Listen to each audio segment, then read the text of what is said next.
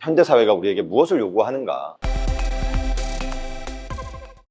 네, 지난번에 저희가 커피에 대해서 얘기를 나눠보았는데 오늘 또 두 번째 얘기를 또 재미있게 나눠보도록 하겠습니다. 언제 커피를 마시는 게 제일 좋으냐. 내가 일어나자마자 광고 CF에서 보듯이 바로 커피를 한 잔 들고 햇빛을 맞으면서 창을 열고 이런 게 좋으냐, 아니면 좀 이따 먹는 게 좋으냐인데 어떻게 생각하세요? 저는 아침에 커피를 마셔도 무조건 빈속에 마시지는 않습니다. 좀 채우고 먹는 스타일입니다. 네. 전 빈속에 항상 그럼 일어나자마자 그럼 바로 커피를 마셔요? 아침에 아무것도 먹지 않은 상태로 커피를 마십니다. 사실은 다이어트 효과가 좀 있거든요. 커피의 어원 자체가 이게 이슬람 문화에서 욕망을 억제하다는 뜻으로 쓰였고, 음식을 먹을 때 커피를 같이 먹으면서 식욕을 좀 억제했던 거죠. 커피가 마치 와인처럼 음식과 함께, 커피가 우리는 이제 뭐 후식으로 나오는 경우가 많잖아요. 옛날에는 이제 커피와 음식을 같이 먹었던, 왜냐하면 식욕을 억제하기 위해서, 욕망을 억제하다는 뜻이 있습니다, 커피에는.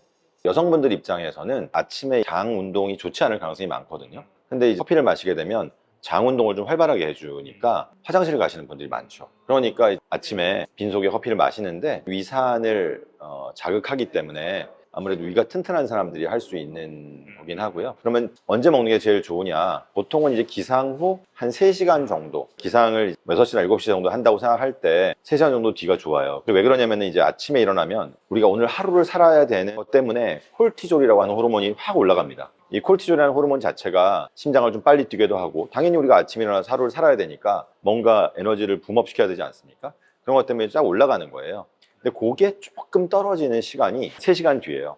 6시에 일어나서 9시에 출근을 한다고 한다면, 출근을 하면서 한 잔의 커피를 시켜서 이제 들어가는 거는 아주 타이밍도 적절합니다. 그래서 우리가 이런 행동들이 뭘 알고 한 건 아니지만 과학적으로 되게 맞다, 맞아 떨어지게 떨어졌다, 출근하면서 먹는 것도 사실은 우리의 업무 효율을 늘리는 데는 매우 도움이 된다. 그래서 커피도 사실은 콜티졸이 좀 떨어졌을 때 마시는 것이 훨씬 더 효과적입니다. 너무 높을 때 마시면 또 효과가 좀 없을 수도 있죠. 그리고 심장이 너무 빨리 뛸 수도 있고요. 커피를 낮잠 시간대에 마시면 낮잠 효과가 조금 극대화가 된다던데 이런 건 어떤 방법일까요? 그래서 읽은 건데, 커피 냅이라는 게 있더라고요. 커피 낮잠이라는 방식인데요. 낮잠을 잔다면 이제 오후를 위한 걸 거예요. 그러니까 피로를 풀고 싶은 마음이 있는 거죠. 그러니까 잠은 잠대로 피로를 푸는 겁니다. 근데 커피를 마시고 자면 피로를 회복하는 효과가 10분에 20분 뒤에 나타난다 그랬잖아요. 일타쌍피죠. 그러니까 커피도 마시고 잠을 20분 자고 20분 뒤에 그 피로를 풀어주는 효과가 있으니까, 피로를 풀어주는 효과를 잠과 커피 두 가지로 잡겠다라고 하는 거예요. 마시고 잠을 자고 20분 뒤에 일어나면 커피의 효과까지 극대화되니까 오후에서 집중할 수 있다. 좀 슬픈 현실이에요. 왜냐하면 커피라는 게 결국에는 이성이 지배하는 사회입니다. 예전에는 우리나라에 술집이 더 많았는데 요즘 커피집이 더 많아요. 이런 것들은 사실 우리에게, 현대사회가 우리에게 무엇을 요구하는가, 늘 깨어있고 이성을 요구하는 거죠. 근데 사실은 술이 주는 또 효과도 있지 않습니까? 적절한 감성. 사회라고 하는 거는 이성과 감성이 적절히 섞였을 때 이게 순기능을 하는 건데, 지금은 너무 커피가 지배하고 있는 이성의 사회가 득세하고 있다는 생각이 들고요. 적절한 밸런스가 좀 중요하지 않을까. 그래서 커피와 술의 이런 밸런스가 중요하다라고 저는 생각을 좀 합니다. 시험 공부를 할 때 저녁에 이제 커피를 먹잖아요. 대부분 새벽까지 공부하시는 분들 많으니까 저녁에 먹고 너무 졸려서 5분, 10분 정도 잤다가 일어나면 되게 각성된 효과가 있더라고요. 이렇게 좀 활용을 해보면 도움되지 않을까. 네, 뭐 공부하시는 분들도 너무 피곤할 땐 이런 식의 활용이 좀 집중도를 높이는데 도움이 될 수는 있습니다. 뮤지컬 배우분이 질문을 주신 내용이에요. 원장님, 저는 하루에 커피를 4~5잔씩 마셔도 잠을 잘 잡니다. 왜 그럴까요? 이 점은 저도 궁금한데요. 아침에 커피를 먹고 오후 늦게 커피를 마셔도 잠을 잘 자더라고요. 머리만 대면 자더라고요. 이건 왜 그럴까요? 그거는 사람마다 이제 받아들이는 게 다르기 때문에, 술을 잘 마시는 분들도 계시고 못 마시는 분들도 계시잖아요. 그렇기 때문에 카페인에 좀 민감한 분이 계시고, 저 같은 경우는 민감한 스타일이었어요. 저도 20대 중반부터 커피를 마시기 시작했는데, 마시면 바로 1시간 후에 심장이 빨리 뛰고 힘든 스타일이었어요. 근데도 커피를 계속 유지한 이유는 커피를 또 사랑하고 한 잔, 두 잔 정도는 괜찮으니까.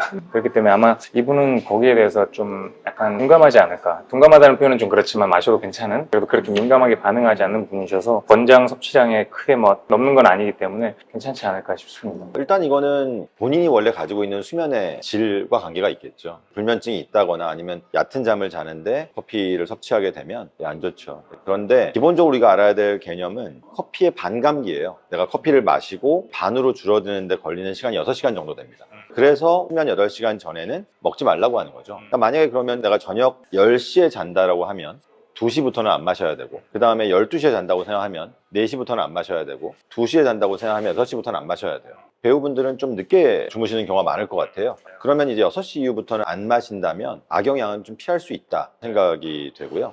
잠을 너무 잘 잔다는 것도 사실 문제예요. 예를 들면 나는 베개만 되면 잠이 든다. 부러운 삶이지만 지금 내가 육체적으로 너무 피로하다거나 아니면 수면 빚을 갖고 있을 가능성이 많아요. 원래 깊은 잠을 잘 잤다면 그렇게까지는 잠이 안 올 수도 있거든요. 수면의 양이 적거나 그런 경우에 이제 그럴 수가 있으니까 체크해 볼 필요가 있죠.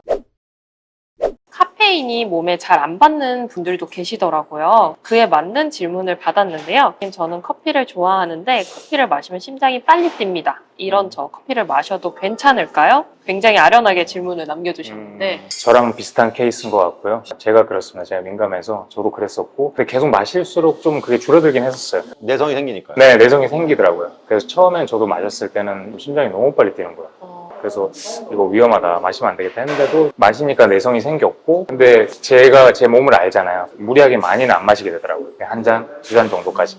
커피가 제가 마시는 음료 중에 커피가 제일 강력하더라고요. 술처럼 바로 오는 게, 이런 음료를 저는 본 적이 없어서, 음식이나 술도 마시면 바로 취하는 게 바로 느껴지잖아요. 근데 커피도 그렇더라고요. 그래서 몸에 바로 반응하는 음식이기 때문에 저는 좀 많이 드시지는 않는 게 좋을 것 같고, 그리고 요즘 디카페인이 너무 잘 나오고 있기 때문에 디카페인을 추천해드립니다. 여기에 질문이 있습니다. 네. 정말 디카페인이 카페인이 없나요? 제가 알기로는 증정하는 방식이 많이 좋아졌기 때문에 예전보다 거의 많이 빼낸 걸로 봐요. 완전 지로는 아니지만 5% 내외 카페인을 가지고 있기 때문에 거의 없다고 보시면 될 겁니다. 원두를 볶는 과정에서 카페인을 네, 빼내는 디카페인입니다. 카페인을 못 드시면 디카페인으로. 네. 술도 그렇더라고요. 맥주도 노날콜 노날콜 완전 지로가 있고 지루가 있고 살짝 들어가 있는 게 있어요. 들어가는 게 있어요. 밤에 한 잔씩 술을 마시고 나이트캡처럼 한 잔씩 마시고 잤는데 요즘에는 바꿨어요. 그 노알콜 맥주로. 맛이 너무 맛있어요. 그러니까 어차피 그냥 뭔가 하루를 마무리하는 그런 느낌으로, 이 부분에서 말씀드릴 거는 뭐냐면, 일단은 심장이 너무 빨리 뛰는 사람들은 이런 심장의 안정성이 있는가를 한번 체크해 볼 필요는 있겠죠.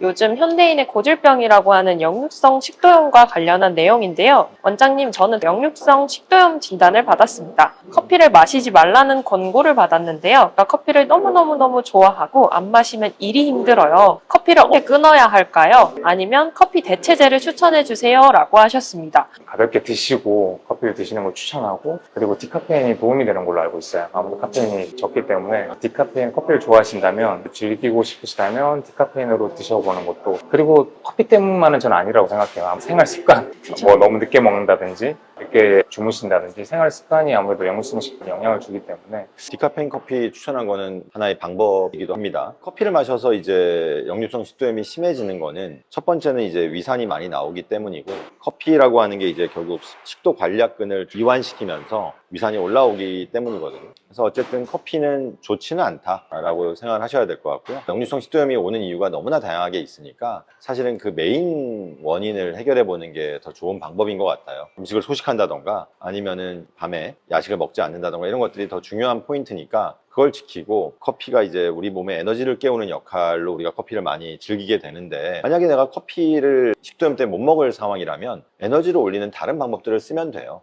예를 들면 홍삼 같은 경우도 에너지를 끌어올릴 수 있는 방법 중에 하나니까, 커피에 효과가 있다면 아마 홍삼에도 효과가 좀 있을 가능성이 많고, 요즘에는 이제 부신 피로라고 하는 것을 호르몬 검사를 하고, 그리고 그 호르몬 검사를 해서 어떤 영양제가 도움이 될지를 처방해주는 그런 치료들이 있습니다. 저희 병원도 하고 있고, 주치의 스님들과 상의해 보시면 커피 이외에 내 에너지를 올릴 수 있는 여러 가지 방법들을 제시해 줄 수 있을 겁니다.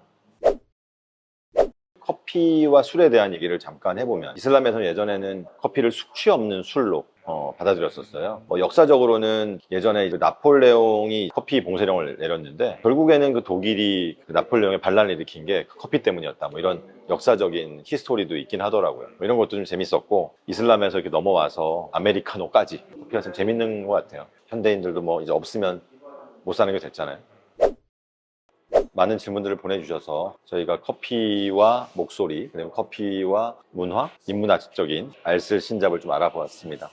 보아스 이비인후과가 유튜브 채널이 있었는데요. 이비인후과라는 게 귀, 코 뭐 이런 부분을 다 다루고 있다 보니까 좀 집중도가 떨어지는 것 같아서 목소리 관련해서만 새로운 채널을 한번 오픈해 보았습니다. 학문적인 것도 있고 뭐 논문도 한번 읽어보고 재미있는 내용들 이런 것들을 조금 같이 한번 얘기해 보면 어떨까, 그런 것 때문에 한번 만들어 보았습니다. 그래서 좋은 채널이 되었으면 하는 바람이 있습니다. 하나의 주제만으로도 좀 많은 재미를 좀 볼 수 있었던 것 같고 앞으로도 다양한 주제가 좀 많이 나왔으면 좋을 것 같습니다. 수고하셨습니다. 아, 감사합니다.